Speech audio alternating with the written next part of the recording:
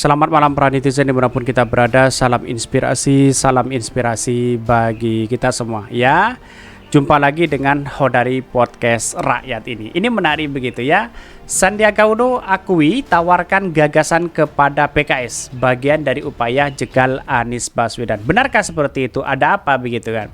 Tetapi walaupun ada bantahan dari Sandi ya yang mengatakan bahwa akan menjegal Anies Baswedan dan sebagainya begitu ya.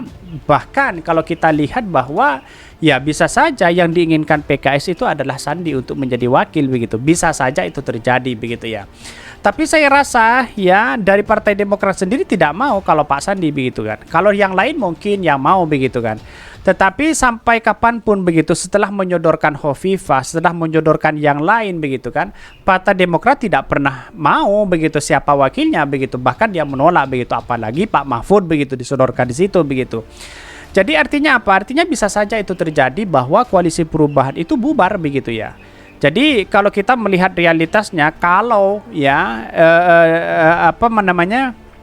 sosok wakilnya itu adalah koalisi perubahan, tidak di koalisi perubahan, maka ya bisa saja itu terjadi karena melihat bahwa godaan-godaan kepada Partai Demokrat dan PKS sudah banyak hari ini begitu ya. Ini bahkan apakah ini benar atau tidak, mari kita baca terlebih dahulu ya komentar-komentar dari netizen begitu ya. Ini saya terlebih dahulu bacakan dari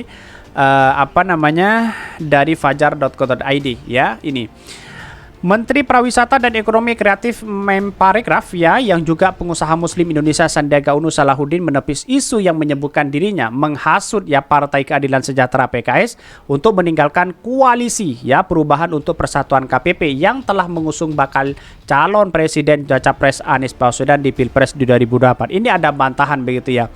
Tetapi saya rasa banyak persoalan yang kemudian kalau Pak Sandi ingin menentukan ya mau ke P3, mau ke PKS, saya rasa langkah yang baik ya. Menurut saya pribadi kalau ingin menjadi calon presiden gitu ya, calon wakil presiden.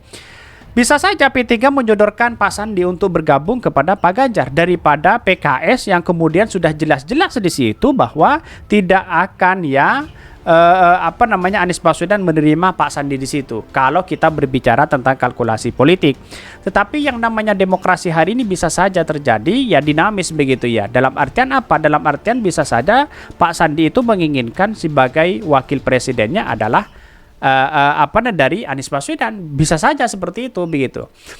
Bahkan Sandiaga mengaku menawarkan gagasan kepada PKS perihal harapan masyarakat yang menginginkan keberlanjutan ya. Enggak sama sekali ya. Saya bilang kalau koalisi perubahan sudah sepakat dengan capres-cawapres dan semua ya pembagiannya ke depan. Dengan juga kekuatan dan dukungan. Saya ikhlas, kata Sandiaga Uno di Kompleks Parlemen Senayan. Artinya apa? Artinya Pak Sandi itu kalau ingin gabung kepada PKS ya silahkan begitu. Karena masih ada kedekatan luar biasa kepada PKS begitu. Bisa saja disodorkan seperti itu begitu. Tetapi Partai Demokrat pasti tidak mau begitu, sudah jelas begitu ya. Ya kepada Pak Mahfud juga walaupun Pak Mahfud tidak mau menjadi cawapres, maka kemudian Partai Demokrat tidak akan pernah mau di situ begitu.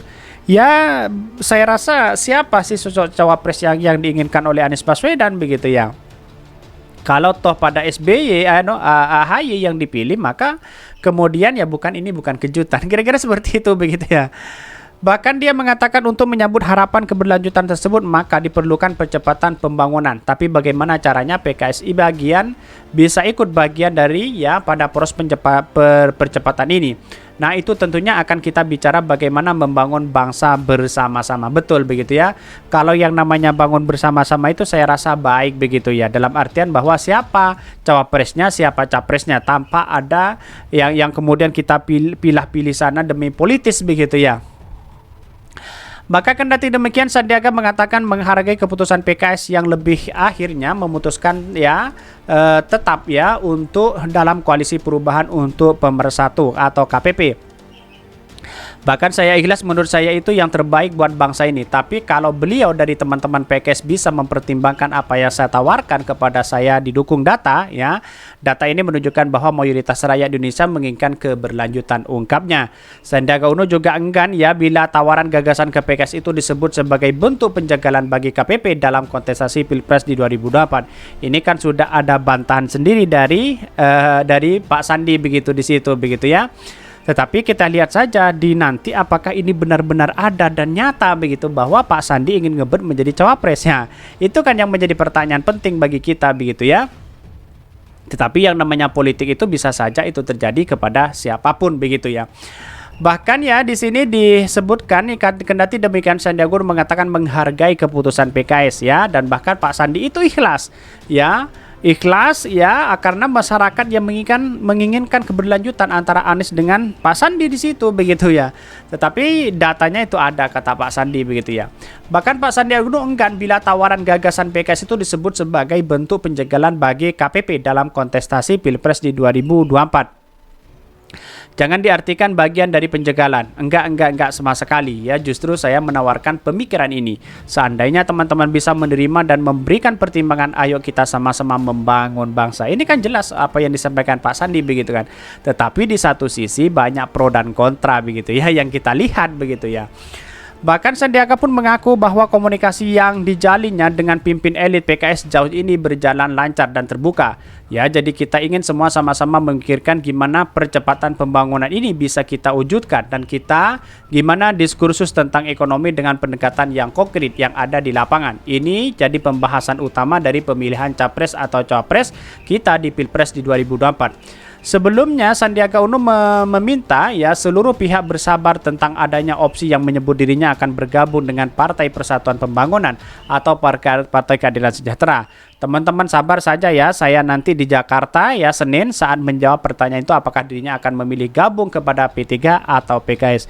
Ini menjadi rebutan luar biasa karena di satu sisi Pak Sandi kaya begitu ya. Tetapi saya lebih menginginkan bahwa lebih menganalisis bahwa Pak Sandi akan lebih ke P3 begitu.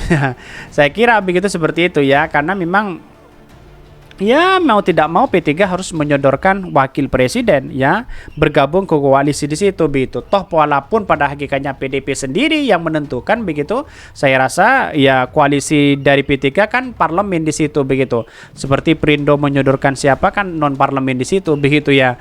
Tetapi kita lihat saja realitasnya bagaimana begitu ya.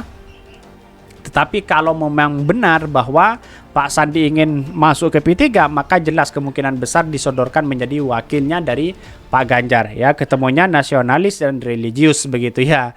Tapi kita lihat saja begitu bagaimana dampaknya ke depan nanti. Kira-kira seperti itu begitu. Mungkin itu ya yang kami sampaikan ya. Tonton terus channel Khodari Podcast Rakyat ini karena ada berita-berita menarik dan viral setiap harinya. Salam para netizen, salam inspirasi bagi kita semua. Jangan lupa di-subscribe channel YouTube Khodari Podcast Rakyat ini ya. Yang masih belum subscribe yaitu masih 95%, yang belum subscribe masih 5%. Artinya kita dukung bersama-sama begitu ya. Mungkin itu yang kami sampaikan. Terima kasih semuanya ya.